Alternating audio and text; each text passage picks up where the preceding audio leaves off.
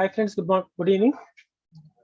So welcome to the domain analytics training, that is automotive analytics training by 360DigiTMG. In first 3 days, we have discussed regarding applications of automotive analytics. In the second day, we discussed about CRISP-MLQ methodology, also nothing but project management methodology. So it has 6 steps. Starts from business and data understanding, data engineering, model building, and evaluation, deployment, and monitoring and maintenance. So then yesterday we discussed about ED and pre-processing. So it is a very important part in machine learning. So when the data is clean, it is very easy to analyze, to build the model. So ED and pre-processing is a very important step in CRISP-MLQ methodology, right? So today, let us try to understand, so what is unsupervised learning? So as we discussed, so machine learning is broadly classified into 4 types: supervised learning, unsupervised learning, semi-supervised, and reinforcement learning. So in supervised learning, just we can have the output variable and we will say label data. In semi-supervised, it is a combination of supervised and unsupervised, reinforced nothing but gaming applications. Now let us try to understand more related to unsupervised learning. So unsupervised learning is nothing but, so there is no output variable, but when you pass the data, it can recognize the different patterns, rules, right? Okay, let us try to understand unsupervised learning today.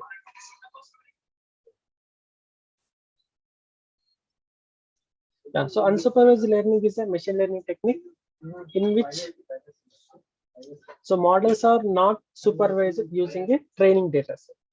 So instead, the models themselves find the hidden patterns and insights from the given data.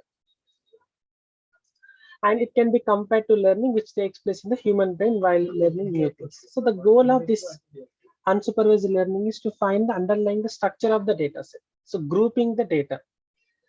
We can group the data so based on similarities.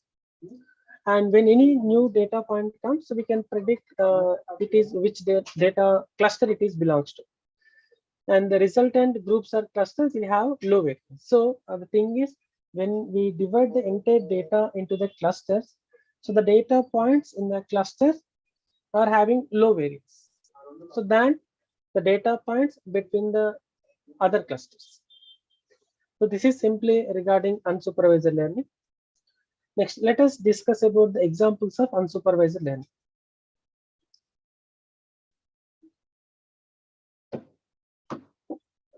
See here, I can see a pattern. So here input data in left side image, if you pass the data, so model don't know what will be the output variable, but it can split the data. So it can split the data, it can give the rules for the data. So based on the similarities.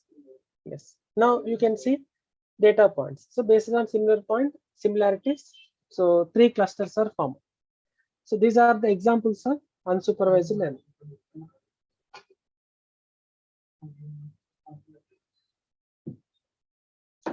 Next, importance of clustering in automotive analytics. So the general purpose of cluster analysis is to construct groups or clusters, so while ensuring that within a group.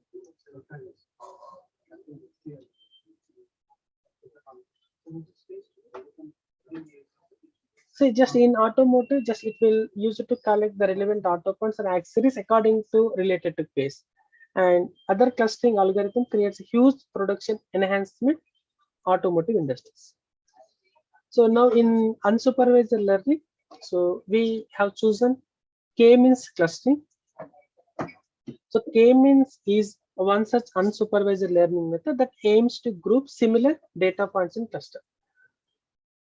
So it is one type of clustering mechanism. It allows us cluster data into the different groups and convenient way to discover the categories of group based on need of training. Now it is completely based on centroid based algorithm, where each cluster, so centroid is there. Suppose if you have some data point, so randomly we will select with one centroid, and each cluster is associated with the centroid. And the main aim of this algorithm is to minimize sum of distances. Sum of distances between the data point and their corresponding clusters, and always tries to decrease the distance between the data points in one cluster and maximize the distance between the data point in one cluster with respect to the data point in another cluster. Now let us discuss the steps involved in k-means clustering. So first of all, when we have the data set, we need to initialize the number of centroids k. So then next step, for each sample in the set of samples, assign sample to its closest cluster. So based on the Euclidean distance. For example,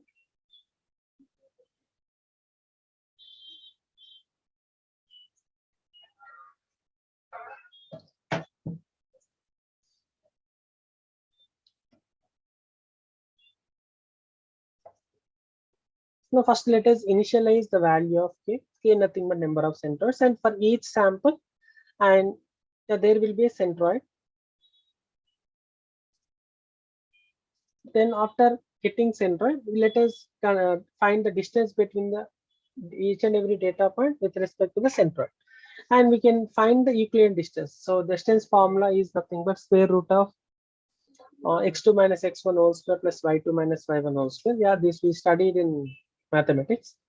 So that is called Euclidean distance formula. So by using this distance, Euclidean distance, so we can find, now we can assign the new centroids. So this is iterative process.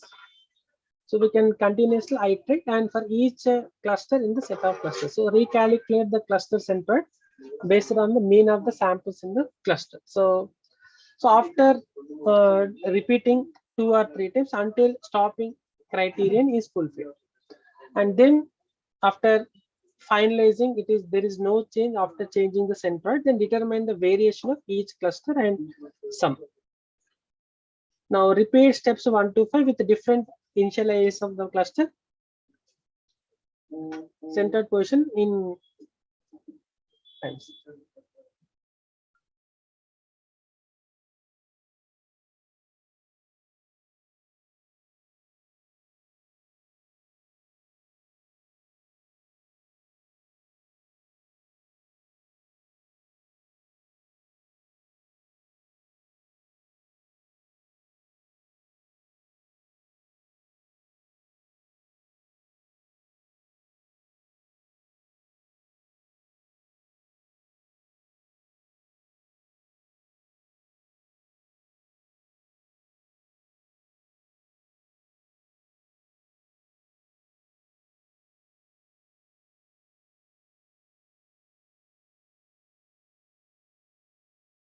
Yeah.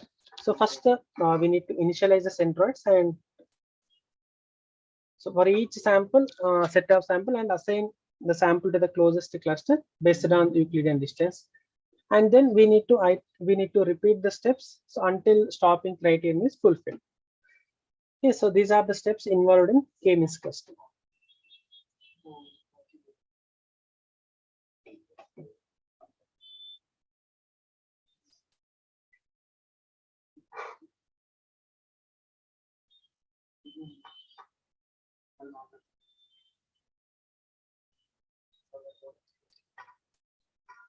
Yeah, let us discuss about the advantages of k-means clustering.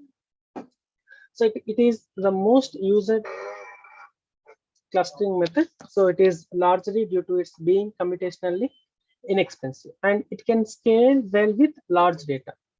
So even if you have the large data, then it can scale well. And it is an appropriate method when you know the number of clusters to be drawn from the data set. Now coming to the limitations. So number of clusters must be chosen upfront. So we need to decide the number of clusters, and outliers can have a strong influence on the results. So if we have the more outliers, so definitely it will show effect on our result. And initial centroid positions have strong influence on results. So the positions of centroids, so what we have chosen before, have a strong influence on the results and does not cluster well with the clusters of varying size. So this, in that case, we can go with the density based cluster. Yeah, so this is about k-means clustering. So overview I can give. Just today we discussed about unsupervised learning. In simple words, unsupervised means there is no output variable. Machine don't know in output variable, but it can give rules and patterns. And just the main aim of this unsupervised learning is just making the data into the groups, and that the groups are formed. The groups also called as clusters. So each cluster have different data points. So the data points in one cluster are related, and if you compare the data points in one cluster with respect to the data points in another cluster, then both are different. So they can find difference, more difference. Okay, now these are the examples of unsupervised learning. So next, the importance of clustering in automotive analytics we discussed, and k-means clustering. So we have different unsupervised techniques. We preferred k-means clustering. Then these are the steps involved in k-means clustering. Okay, and the advantage is most user clustering method due to its computational inexpensive, and it is another advantage is when we have the huge data. So this is good choice, and it is an appropriate method when you know the number of clusters to be drawn from the data set. Yeah, so these are the limitations. So clusters must be chosen upfront, and outliers can have a strong influence on results, and initial centroid positions. So what centroids we have chosen have a strong influence on results and does not cluster well with clusters have varying size and densities. Thank you. Let us discuss hands-on.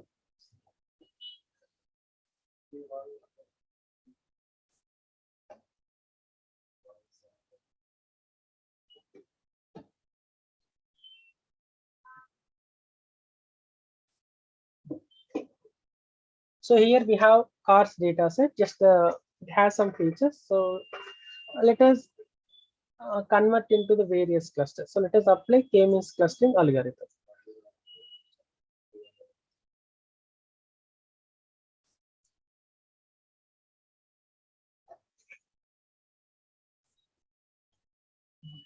Yes.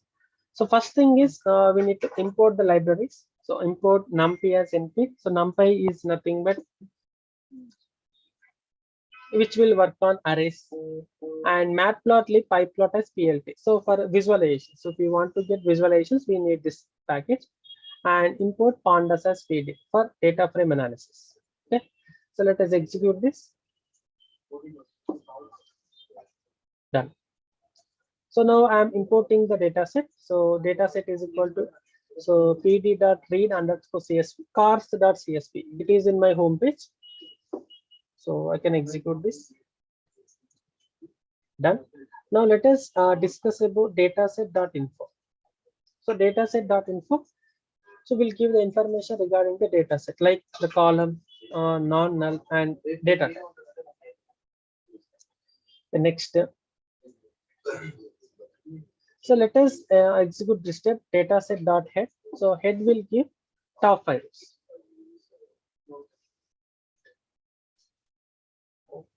So the column names are like mpg, mileage per gallon, cylinders, subs inches, HP, weight clips, etc. So these are the various columns we have in the data set. Now,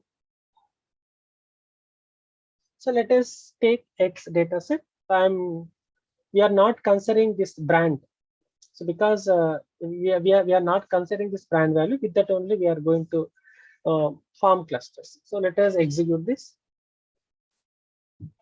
Now, so X is nothing but now pd.data frame. Now the columns, what we want to take is this one. So x.columns is equal to mpg cylinders, subs inches, HP, weight clips, and etc. Now for eliminating null values, so I have written for loop for I in X columns. Just this is the for loop for eliminating null values. So I have executed this.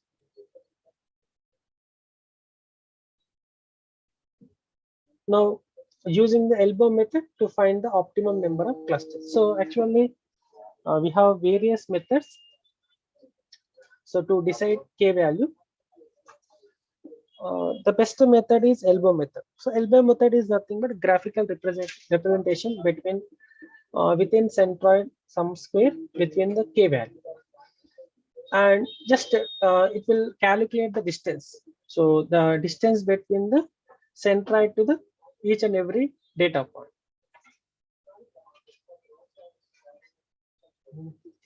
Now using the elbow method to find the optimum number of clusters. So to apply this, we need to import k-means package for doing k-means clustering algorithm. So let us execute this. Now WCSS one list empty list. So within centroid square sum of squares. Done.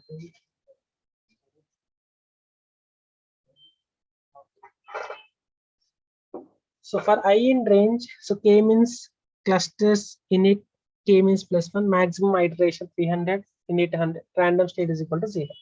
So just we are k-means fit and WCSS append.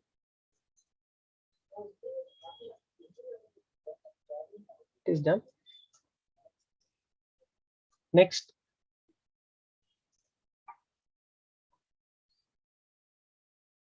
So let us execute this step. So elbow plot. So if you see, so this is elbow method. It is in between the number of clusters and WCSS.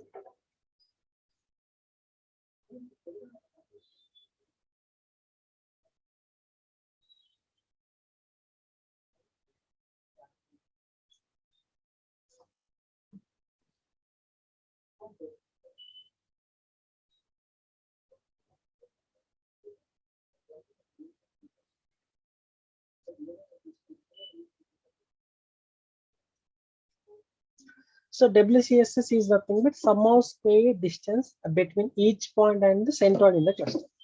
So here you can able to see the graph between number of clusters. Certainly some values we'll try with values k with 2, 3, 4, 5, 6, 7 up to 10, and with respect to WCSS. So WCSS nothing but sum of square distance between each point and the centroid in cluster. Suppose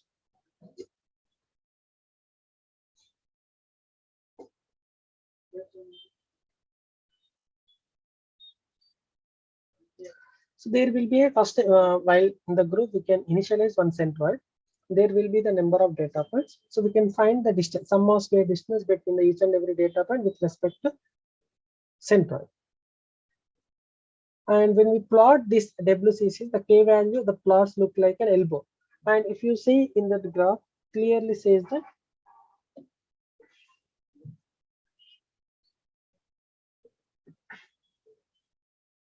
so you can find an elbow at 2 and also 3.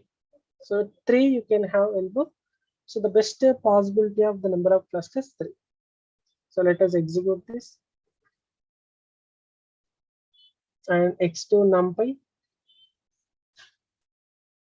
So visualizing the clusters.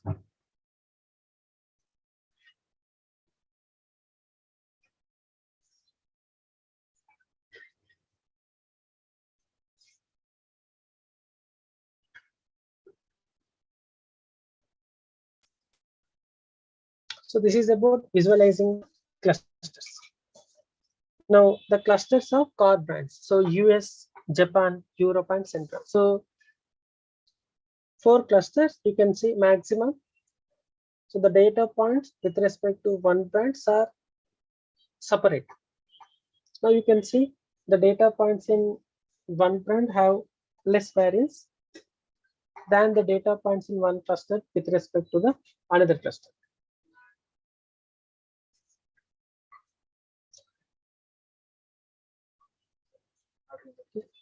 So this is the k-means clustering implementation. So using one use case, one cars data set in automotive industry.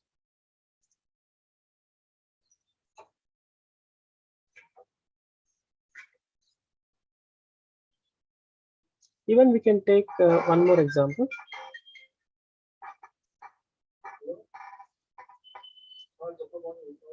Suppose these are the data points.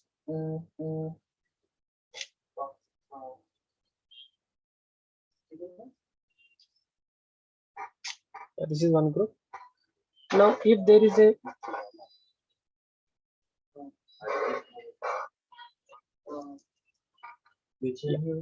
now, how to decide the cluster? So here the best possibility is that so we can decide 3 clusters.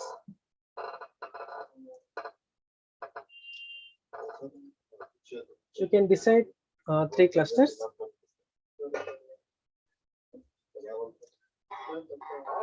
And if there is any point, data point, suppose if this is a point, now which cluster it is belongs to. So we need to calculate. Yeah, suppose it is nearer to the right side. So we can consider this is belongs to the second cluster. And after clustering, when new data points come, so based on the features, we can suggest that particular data point is belongs to so and so cluster. And suppose if we have the data, suppose data is with respect to some particular number of rows and columns, and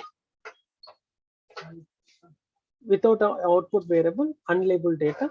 So after applying the clustering, so data, suppose it is our requirement. Suppose our elbow curl method says that k is equal to 3. So this is the best value of k for k means clustering. Now total data set will form just convert into the 3 clusters, like cluster 0, cluster 1, and cluster. Yeah.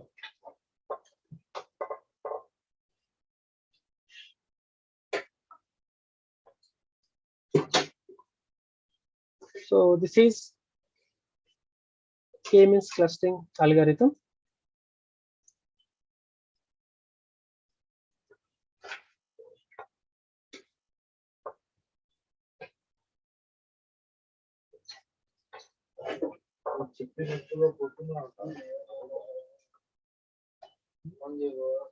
So by using this use case, CO2 in cars data set in automotive industry. And so this is about unsupervised learning with respect to k-means clustering. And even you have seen some challenges. Just one minute.